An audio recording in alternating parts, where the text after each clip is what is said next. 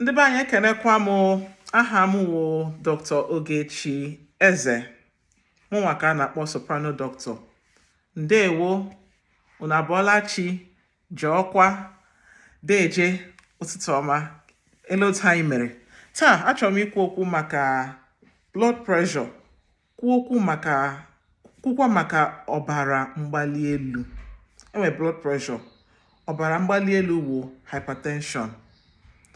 Mma kọwata ihe wu blood pressure, mma kọwata ihe wu ọbara mgbali elu, mma kọwata ihe na-ebute ọbara mgbali elu. Mma ekwukwa ọtụtụ ihe ndị anyị nwere ike ime inyere aka ime ka blood pressure anyị na-adị normal. Blood pressure dịkwa oke mkpa.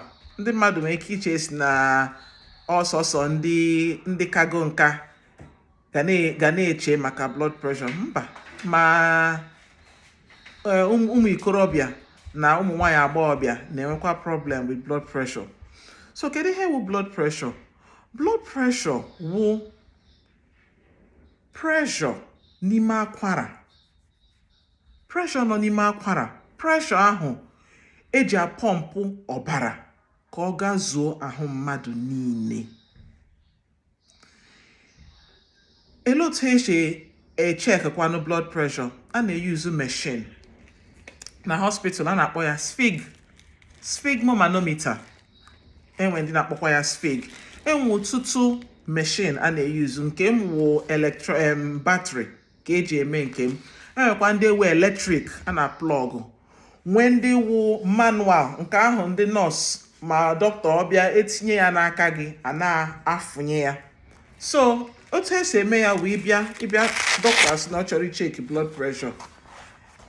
A ga-ewere ihe dịka akwa tinye aka gị, abịa sị gị ka ị welie akwa gị ka ahụ aka gị like this, ka ahụ ya ọfụma. Etinye machine a n'aka gị, etinye ya, ewere ihe a gbaa aka gị round. Abịa ewere the machine etinye ya on, nke a wụ electronic, etinye ya on. Ọ bụrụ ndị nke manual, a ga-afụnye ihe a dị tight. Dọkịta ewerekwa ihe ahụ stethoscope tinye na ntị ya, werekwa ya tinye n'aka gị ebe a. Ọ bịa fụnye ya, o mememe, ọ na-elest the air, erekọdụ. Ihe dọkịta rekọdụrụ at that time with your blood pressure, and enwe two pressures a na-echek. Enwe nke nọ n'elu. Nke ahụ nọ n'elu ka a na-akpọ systolic. Ihe nke ahụ pụtara wụ pressure the heart ji pọmpụ blood. Because obi gị ga na-akụ boom boom boom boom boom. The first one ọkụrụ pumping, nke ahụ with that first pressure normally anyị na-asị o kwesịrị wụ around 120. Then the second pressure the doctor na-echeck wụ the pressure mgbe obi mmadụ ga-relax. So otu a ka obi na pump, boom, ọ pọmpụ ọ relax, ọ pọmpụkwa ọ relax. So the first pressure wụ the pressure of pumping, nke ahụ wụ the pressure nọ n'elu. Ọ relax ya, enwe pressure of relaxation. That one nọ n'okpuru, nke ahụ kwesịrị dị around 80. Ihe ọbụla dị less than 90 dị mma. So blood pressure mmadụ kwesịrị wụ around 120-90. So akọwata m ihe wụ pressure. That pressure of pumping wụ pressure ga-enye aka ka ọbara gazuo ebe niile. Then the pressure mgbe the heart na-ezuzi ike wụ mgbe ahụ ọbara na-abịaghachi n'obi mmadụ. So ọ dị mma ka anyị mara ihe wụ blood pressure. So ọ na-adịkwa mma ka pressure mmadụ dị fine, because ọ na pressure adịrọ strong enough, ele ihe ga-eme ọbara ga-agazu ebe niile. Emechasị na mmadụ na ike na-agwụzi ya because pressure dị too low. Pressure onye ahụ dị too low. So ka anyị kwụzie okwu maka ihe wu ọbara mgbali elu. Ọbara mgbali elu wụ mgbe pressure nọ na akwara mmadụ dịzi too high, and nke ahụ dị dangerous. A na-akpọ ya silent killer. Ya wụ sometimes ọ dị enye sign. Mmadụ nwee ike nọ like this, mmadụ ada nwụọ, ma mmadụ a na obi enyewe ya nsogbu, ma mmadụ abịa ọ dị ahụzikwa ụzọ ọzọ. Ka ihe mere ya most times high blood pressure. Pressure ahụ dịrị too high, ka ihe ga-eme lenu akwara mmadụ, ọbara na-aga gentle. Ọ bịa dịzi too high, akwara mmadụ nwere ike ịgbawa. akwara agbawa na brain asị na onye ahụ enwetego stroke, ma akwara agbawa n'anya mmadụ onye ahụ nwee ike ikpuzi isi, ma ọ dị na ihe dịka kidney, mmadụ ebido nwee kidney failure. So ka ihe na-ebute ọbara mgbali elu, enwe ọtụtụ ihe na-ebute ya. O nwee ike ịbụ na nri mmadụ na-eri nri nwere oke nnu na cause blood pressure. Ihe ọzọ bụ ndị na-ese siga na ndị na-ese afịfịa, ọ na-cause ọbara mgbali elu. Oke mmanya na-aba n'anya, ị na-aṅụ ya everyday, ọ na-enwe ike inye mmadụ gịnị, ọbara mgbali elu. Ihe ndị ọzọ wụ na family history, ọ na nne gị ma ọ nna gị ma somebody na ezinụlọ gị nwee blood pressure. Ọ dịkwanụ maka anyị na-ajụtakwana ihe ndị a. Ịchọpụta na mmadụ nwere ọbara mgbali elu na family gị, gaa hụkwa ya dọkịta ka ebido mewe gị test, chọpụtakwanụ ya early, because m kwuru si sometimes ọ dị enye sign, mmadụ just nwee complication, mmadụ nwee ike ịnwụ, mmadụ nwee ike inwe heart attack, mmadụ nwee ike inwe stroke, mmadụ nwee ike ibido nwe kidney failure. So jụpụta ma onye nọ na family nwere ya. Ihe ọzọ wụ stress.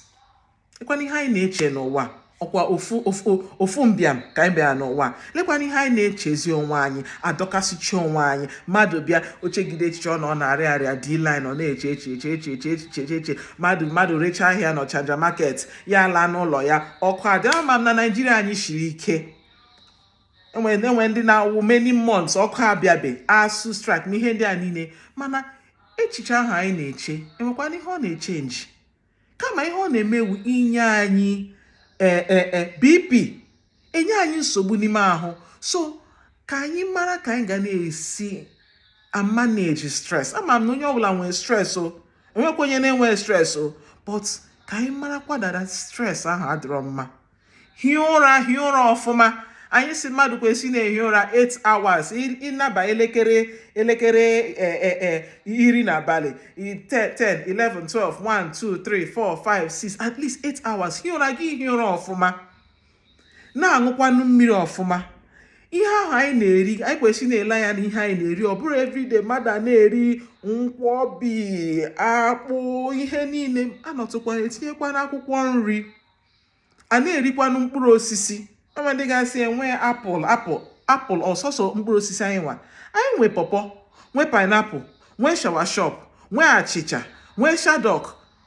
Mkpụrụ osisi ndị a niile dị, anyị kwesị na-eri ha. So ekwula m okwu maka ihe ndị na-ebute high blood pressure. So some of the problems na-abịa with high blood pressure, ekwugo maka ha: stroke, mmadụ nwee ike ikpu isi, mmadụ nwee ike inwe heart problem, mmadụ nwee ike inwe liver problem. So anyị kwesịrị ị na-echeki blood pressure. Ị gakwanụ your doctor echeki your blood pressure, hụ na your blood pressure dị high. As agwa gị na ị nwee hypertension, doctor ga-eme some tests. O nwere ike ime blood test, o nwere ike ime test a na-akpọ ECG. O nwechara ihe ndị a ga-etinye na your heart, icheki ma enwe damage ọbụla n'ọga ahụ. Enwere ike imekwa test kwa mamịrị mmadụ ka ele ma ọbara ọ nọzi ebe ahụ, because ọbara na mamịrị mean na blood pressure ahụ o mebiwego kidney mmadụ. Your doctor ga-etinye gị ga-agwa gị ṅụwazie ọgwụ. Ọ bụrụ enye gị ọgwụ ịṅụọ ya 2 days 3 days, gị si ahụ adịgo m mma, m ga-akwụsị. Mba, ọ bụ otu esi eme ya, ga na-aṅụ ọgwụ ahụ. Enwe problem ọbụla ị na-enwe with ọgwụ, enwe ndị na-enwe ha na-akpọ side effects. Enwe ọgwụ ndị a ga-aṅụ ya, ụkwụ ha azawa, ma ha enweghị isi ọwụwa, ị gaje gwa dọkịta gị. Ma ọ ha bidokwa ụkwara, ị gaje gwa dọkịta gị echange gị to another medicine. Ọ na-adị mma ka a na-aṅụ ọgwụ. Biko a sịkwala na ahụ adịla m ma gị kwụsị. Mba o, gwakwa dọkịta gị, because most times enwe ndị ga-awụ ha kwụsị, next week onye ahụ enwe stroke. So ị na-aṅụkwa ọgwụ gị. Ọ na inwe machine nke gị, ị na-egotekwa machine dị ọfụ, good one, quality one.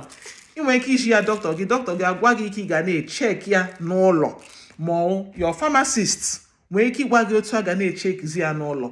So ị na-amonitọ ya, ị na-amonitọkwa ya. Ọ na ị na-aṅụkwa ọgwụ gị, ị na-ahụkwa da BP gị ka na-agbagokwa, biko gwakwa dọkịta gị, because enwere ike ime ọgwụ ahụ increase ma wee tinyekwa another one. Akwụsịkwa n'ọgwụ gị by yourself. Ihe ndị ọzọ anyị nwere ike ime: regular exercise. A na-eme exercise, ọ na-eme ka BP na-agbada. Erikwa nri ọfụma, echezikwa na echiche, belata na salt.